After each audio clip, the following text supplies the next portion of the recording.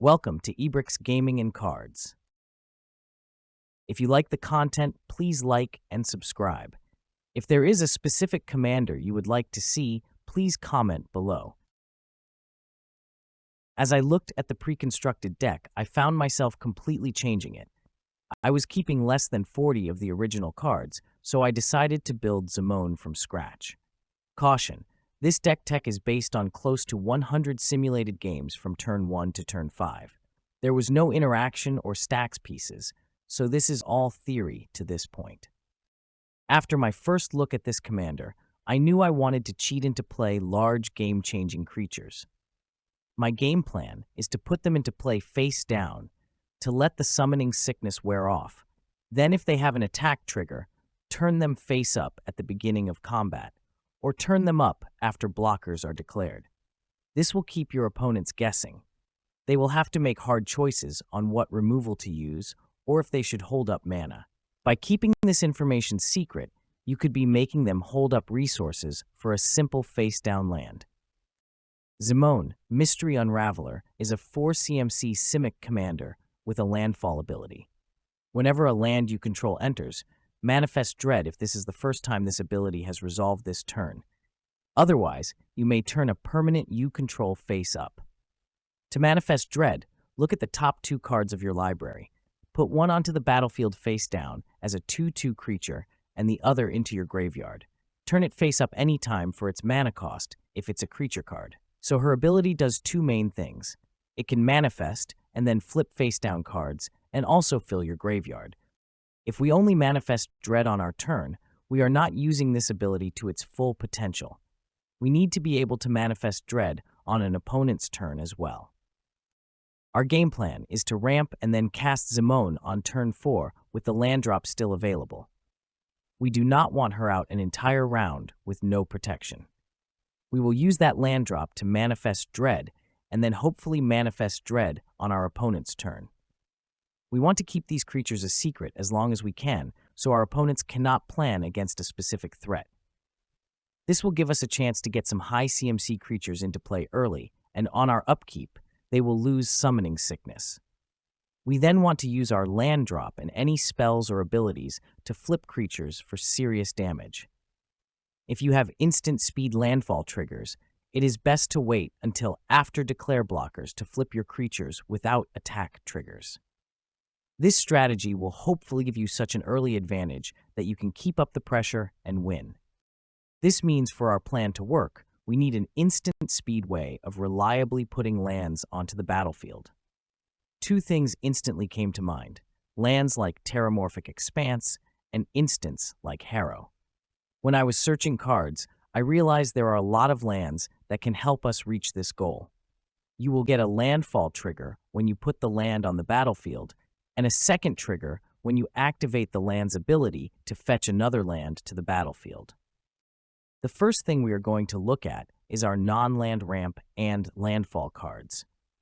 Due to the large number of lands we are going to include, this category is only going to contain 15 cards. Making our land drops is not going to be a problem. If we want to turn 4 Zimone with the land drop available, we need to plan on having 4 mana at the end of turn 3. This is not too difficult, as we will only need to ramp 1 time and make all 3 land drops.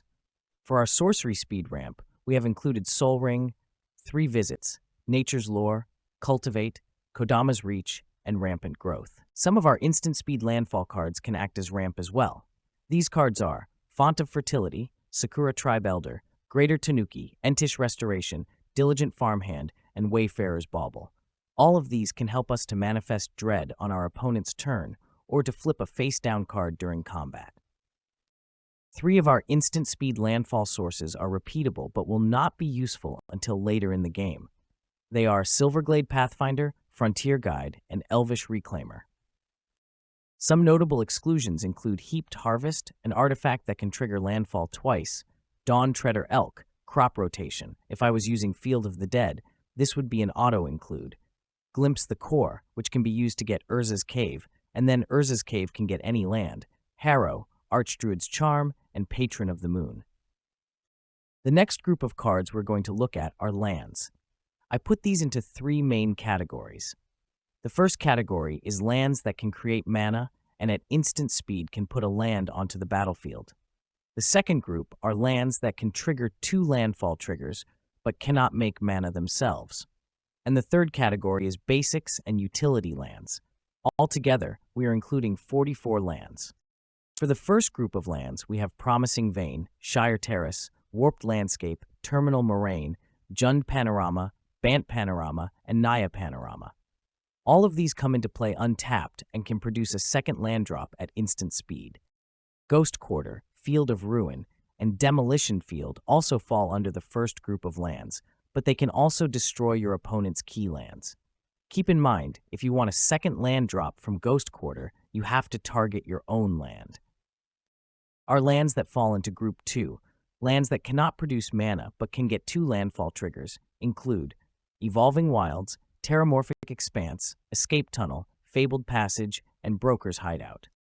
Blighted Woodland can trigger 2 landfalls at instant speed, while Horizon of Progress can get lands from your hand. We can use a bounce land to bounce itself to ensure we always have a land in hand. For our utility lands, we include Drownyard Temple, Mosswort Bridge, and 2 bounce lands, Simic Growth Chamber and Arid Archway. To finish off our lands, we include 13 forests and 10 islands. After simulating a lot of starts, I think our land drops should meet our goals. The following are some notable exclusions: Esper Panorama, Grixis Panorama, Myriad Landscape, Thawing Glaciers, Urza's Cave, and Prismatic Vista. Urza's Cave should be used if you are using Field of the Dead. The fetch lands can be added in a higher budget deck and be used to get any of the land types mentioned, not just basics. This pairs very well with Field of the Dead. The cycle of lands from New Capenna can manifest and flip a card for 1 land drop. These would work well in an ultra-budget version of this deck, where you might not have a lot of extra land drops per turn. Due to our lands providing the most value with our commander, we have included some graveyard recursion and extra land drops. Extra land drops are important, but we do not need to include too many because our focus is on abusing Manifest Dread, and this happens on our opponent's turns, while extra land drops are generally done on our turn. We will include a total of 8 cards, 4 graveyard recursions and 4 extra land drops.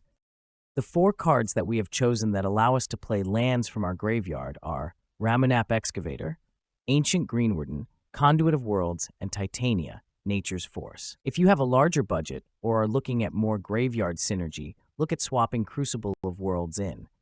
Life from the Loam can help get lands to your hand, and Eranis, Gloomstalker, can put a land on the battlefield with an attack trigger. For extra land drops, we have Dryad of the Elysian Grove, Wayward Swordtooth, Azusa, Lost But Seeking, and AC, Tyrant of the Gyre Strait. Some cards that are excluded are Oracle of Mul Daya due to exposing the top of our library. We lose some of the surprise of flipping bombs face up. Ashaya, Soul of the Wild, will automatically flip your face-down card face up because it comes into play as a land. This might be worth playtesting if you are not going for the surprise strategy. Burgeoning could allow us to play lands on our opponent's turn, but the question is whether this is reliable enough. Druid Class and Cursed of the Locked House are both a little too much mana for us, while Exploration would be a great upgrade if it did not cost so much. The next set of cards we're going to look at are high synergy pieces.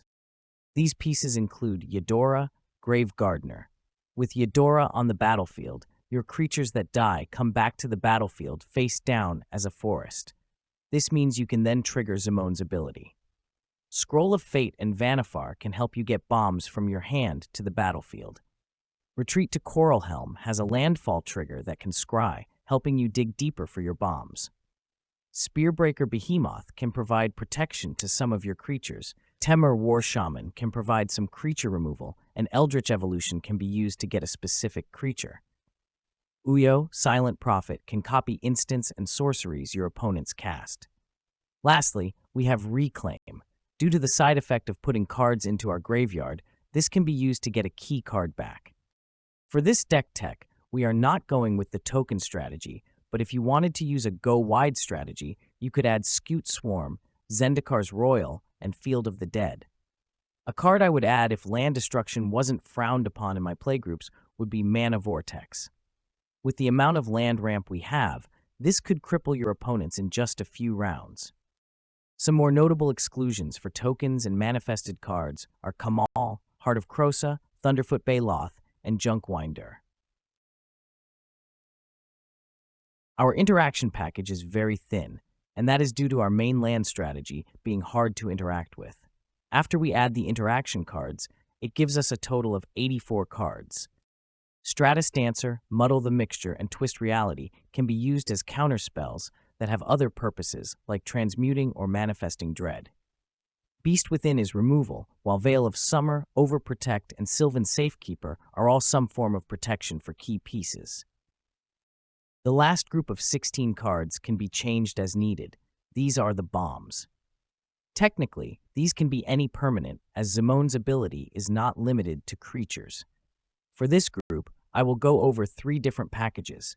The first package is a moderate budget that has game-warping creatures. If you can cheat them out on turn 4 or 5, you should be able to establish a firm lead. The second package is my high-budget Eldrazi package, and the third package is my ultra-budget package. The first group includes Zopandrel Hunger Dominus, Pathraiser of Ulamog, Caller of the Pack, the Tarask Moldgraph Monstrosity, Oran Reef Hydra, Rampaging Brontodon, Rampaging Baloths, Giant Adephage, Ulamog's Dreadshire, Coma Cosmos Serpent, Thorn Mammoth, Ulamog's Crusher, World Spine Worm, Jin-Gitaxias Core Augur, and Jin-Gitaxias Progress Tyrant. This includes a variety of creature removal, trample, unique effects, and creatures that benefit from landfall, like Rampaging Baloths. During my simulations, I averaged 1 or 2 manifest creatures during the 4th round of the game. This means you can potentially get 2 Eldrazi attacking on your 5th turn. I have also added some support creatures that can get rid of your enemy's creatures. This list contains a lot of Annihilator creatures, so if you are not answered in a couple of rounds, it should be an easy victory. For the ultra-budget option, there are some powerful creatures if you can cheat them out. They include Silvo's Rogue Elemental, Copper Host Crusher, Terra Stomper, Bookworm, Inkwell Leviathan, Rust Goliath, Giant Adephage, Giant Ankeg, Titanoth Rex, Baloth Woodcrasher, Thorn Mammoth, Scarred Goliath, Caller of the Pack, Rampaging Brontodon, Ulamog's Crusher, and Penumbra Worm. If you would like me to complete the $50 ultra-budget deck, please subscribe and comment below. If you have made it this far, thanks for listening. And remember, this series is not only for understanding your commander, but also about knowing your enemy's commander. If you would like me to dive deep into a specific commander, please comment below.